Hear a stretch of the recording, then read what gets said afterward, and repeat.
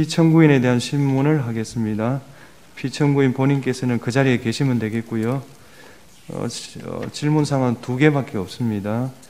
피청구인에게 진술 거부권을 고지해 드립니다. 질문 전체에 대해서 또는 개개의 질문에 대해서 진술을 거부할 수 있습니다. 피청구인 신문이 예정돼 있지 않았던 상황으로 알고 있는데요. 제가 지난밤에 오늘 발언 기회를 줄 수 있느냐 협의할 때 분명히 말씀드렸습니다. 재판장께서 하시면 제가 2가지만 아는 묻겠습니다. 대로 말씀을 드리겠습니다. 네네. 네. 첫 번째 질문은 국가 비상입법기구 관련 예산을 편성하라는 쪽지를 기획재정부 장관에게 준 적이 있으십니까?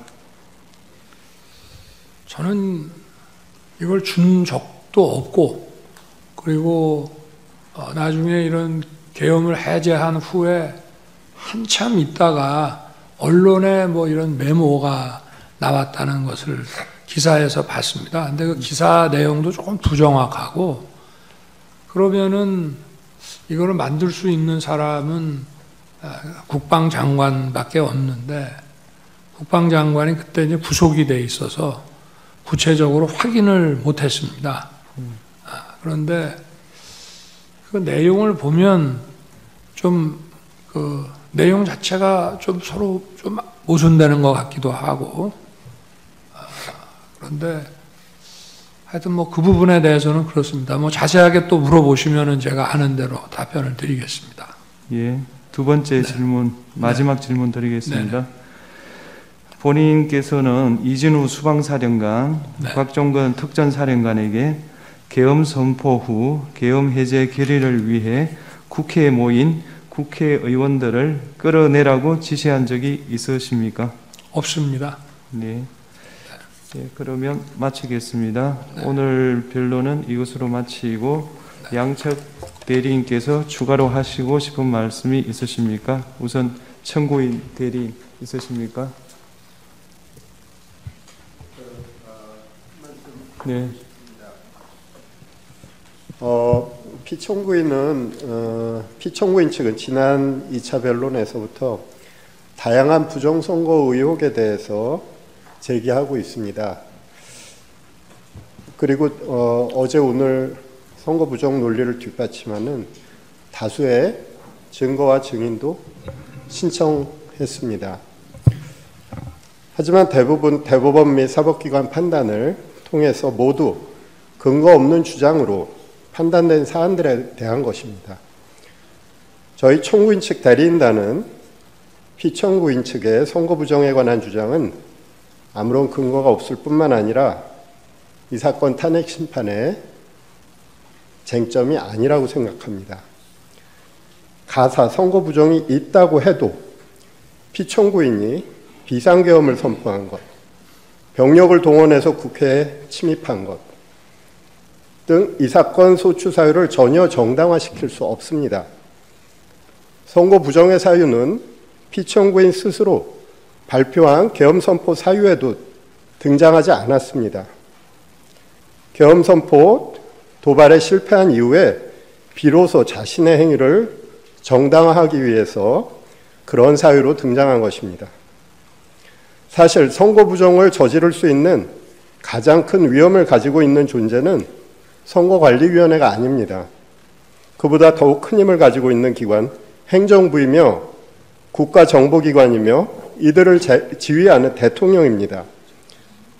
중앙선거관리위원회를 독립된 헌법기관으로 만든 것은 대통령과 행정부 그리고 정보기관으로부터 선거관리의 독립성을 보장하기 위한 취지였습니다. 지금의 상황은 오히려 선거 부정의 위험이 더욱 더 큰 기관이 선거 부정을 막고 방어하는 기관에게 선거 부정을 저질렀다고 비난하는 형국입니다. 이 사건 탄핵 심판은 수많은 국민들이 듣고 바라보고 있습니다. 그래서 피청구인 측의 기이한 부정선거 주장을 그대로 방치하기는 어렵습니다. 국민들에게 미치는 해로운 영향 때문입니다. 선거 공정성은 우리 민주주의의 생명이며 핵심입니다. 그것을 함부로 쓰레기통 속에 구겨 넣는 주장을 방치한다면 우리 민주주의도 어느 순간 같은 운명에 처할 수밖에 없습니다. 우리 대한민국의 민주주의 헌정 질서를 보호할 필요가 있는 것입니다. 사람이 가득 찬 극장 안에서 불이야라고 소리치면 수많은 사람을 해칠 수 있습니다. 현재 대한민국의 국가적 혼란 속에서 선거 부정의 음모론은 우리 공동체 자체를 파괴할 수 있습니다. 최근 서울 서부지방법원에서 발생한 폭도들의 만행은 이와 유사한 무책임한 주장들이 초래한 결과라고 할 것입니다. 존경하는 재판장님, 재판관님, 선거 부정론은 사법부와 검찰의 판단까지도 믿지 못하며 객관성이 없는 무리한 의혹을 제기하는 집단의 일방적 주장입니다. 이 사건 탄핵 심판의 쟁점이 아닐 뿐만 아니라 탄핵 심판 이후 오랫동안 대한민국 민주주의를 해칠 수 있는 무책임한 주장입니다. 더 이상 선거 부정의 의혹 제기 그리고 그와 관련한 증거 신청은 적절하게 제한해 주실 것을 요청드립니다. 이상입니다. 예, 피청구인 하시고 싶은 말씀. 저희 청구인 증인 신문 방식에 대해서 한 말씀. 네. 다음 기일부터 이제 관련자들 증인 신문이 이루어질 텐데 김용현 증인은 뭐 변론으로 하더라도 나머지 증인들의 경우에는 피청구인이 군통수권자 지위에 있으면서 선언했던 이 계엄 선포 당시에 피청구인으로부터 여러 국회, 특히 국회 계엄 해제 요구 의결을 방해하기 위해서, 저지하기 위해서 구체적인 지시를 받았던 사람들이 여러 사람 있습니다. 이런 사람들이 증인을 하게 될 텐데 피청구인이 앞으로도 이제 심판정에 출석을 하게 되면 그 면전 상태에서는 사실대로 진술하기가 좀 어렵지 않을까 걱정이 됩니다. 그런 점을 고려하셔서 피청구인을 퇴정한 상태에서 신문이 이루어지게 해주시거나 그것이 어렵다면 적어도 피청구인과 증인이 직접 눈을 마주치지 않을 수 있도록 가림막 같은 걸 설치한 상태에서 증인 신문이 이루어질 수 있도록 해주시기 바랍니다. 예, 재판부 평의를 거치겠습니다. 피청구인 측 하시고 싶은 말씀 있으십니까? 예. 탄핵 재판이라는 게 형사 소송 절차 준해서 하는 것이고 또 제가 지금 직무 정지된 상태이기 때문에 어떤 영향력도 행사할 수 없습니다. 그리고 이 사건 내용을 제일 잘 아는 사람은 바로 피청구인인 대통령 저 자신입니다. 그래서 그런 주장은 좀 이해가 좀 안 되고요. 아까도 이런 부정선거 의혹이 음모론이라고 하시고 계엄을 정당화하기 위한 거라고 사후에 만든 논리라고 하셨는데 이미 계엄을 선포하기 전에 이런 여러 가지 그 어떤 선거의 공정성에 대한 그 신뢰에 좀 의문이 드는 것들이 많이 있었고 또 2023년 10월 국정원의 그 선관위 그 전산 장비의 아주 극히 일부를 점검한 결과 문제가 많이 있었기 때문에 부정선거 자체를 색출하라는 것이 아니라 선관위의 전산 시스템을 전반적으로 스크린할 수 있으면은 해봐라. 어떤 장비들이 있고 어떤 시스템에 의해서 가동이 되는지 그런 것이기 때문에 저희가 무슨 선거가 전부 부정이어서 믿을 수 없다 하는 그런 음모론을 제기하는 것이 아니라 팩트를 확인하자는 그런 차원이었다는 점을 이해해 주시기 바랍니다. 네. 네, 말씀 잘 들었습니다. 더 하시고 싶은 이야기는 없으시죠?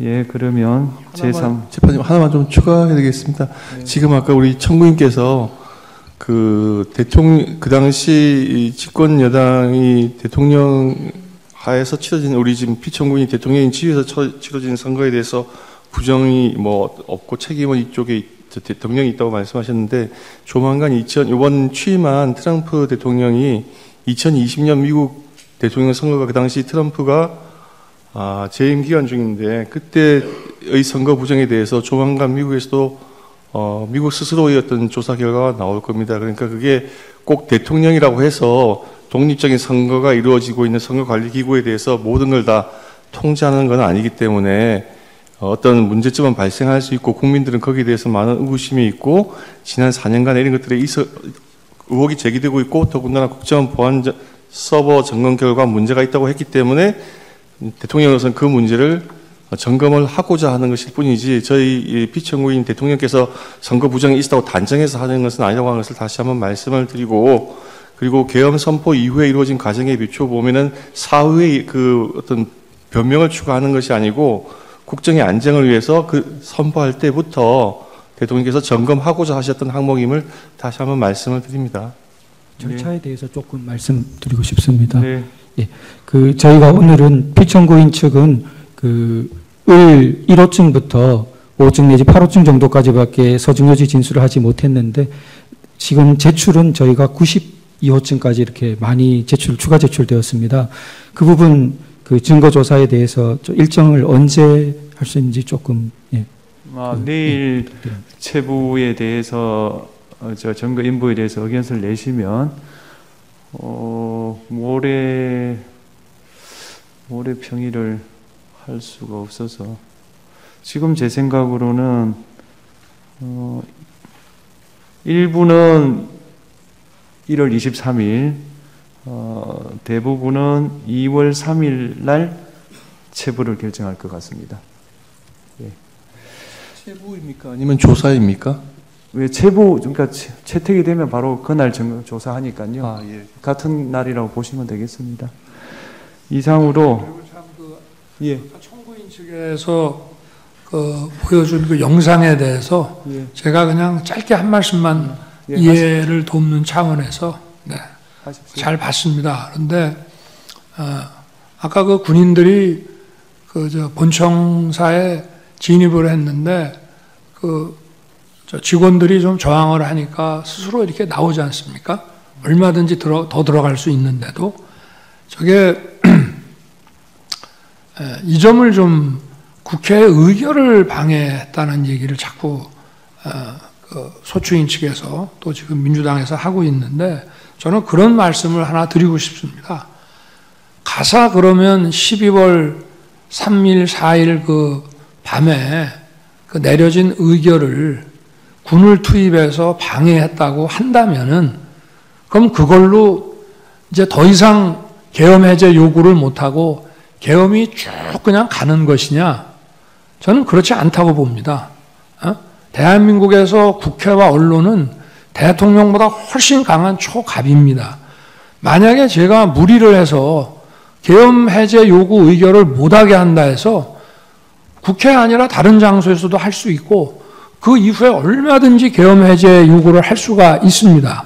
그러고 그거를 만약에 막았다고 한다면 그거는 정말 뒷감당을 할 수 없는 일이라고 저는 생각합니다. 그래서 계엄 해제 요구를 막았다, 여러 가지 이런 증언들을 막 이렇게 모아가지고 그렇게 얘기를 하시는데 계엄 해제 요구 결의가 사실은 저도 그 방송을 보고 있었습니다만은 의원들 사이에서도 국회의장과의 관계에서 아니 빨리 합시다. 그리고 또 우원식 의장은 그래도 절차는 밟아야 되는 거 아닙니까?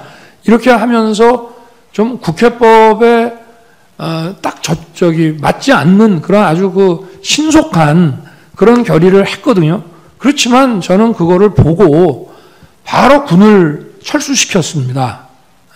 그래서 국회 마당에 있던 사람들이 나갔고요.